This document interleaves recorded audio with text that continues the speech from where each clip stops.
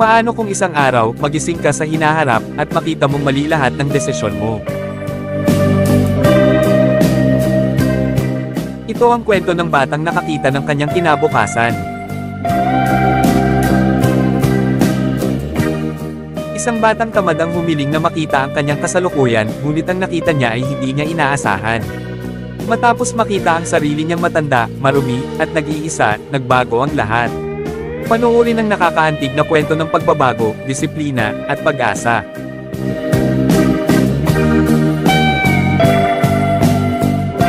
Isang araw, may batang nagising sa umaga, pero hindi sa araw na akala niyang gigising siya.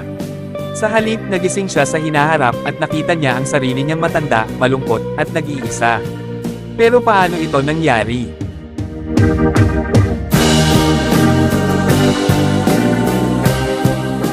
Ang pangalan ng batang ito ay Miko.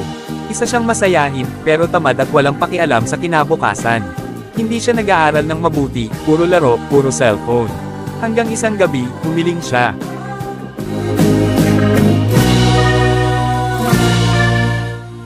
Sana makita ko kung ano magiging buhay ko paglaki ko. Kinabukasan, nang magising siya, ibang mundo na ang kanyang nakita. May mga gusali, drone, robot, ngunit sa isang salamin, nakita niya ang sarili niyang matanda. Marumi, pagod, at umiiyak. Matandang Miko.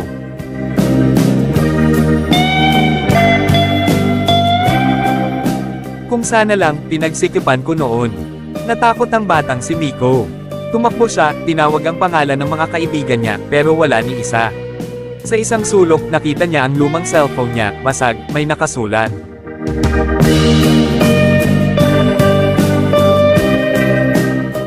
Bumalik ka, bago pa huli ang lahat. Nang kumurap siya, bumalik siya sa dati, sa kwarto niya. Basang-basa ng pawis. Mula noon, hindi na siya naging tamad.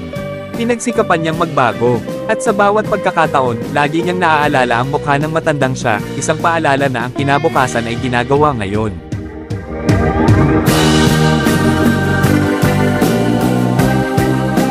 Moral lesson. Ang kinabukasan mo ay hindi mahiwagang darating, ikaw mismo ang gumagawa nito sa bawat desisyon mo ngayon.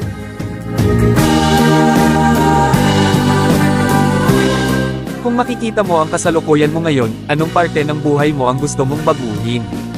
Comment mo sa ibaba. I-heart ko ang mga best na sagot. Don't forget to like, share and subscribe. Para sa susunod nating moral story.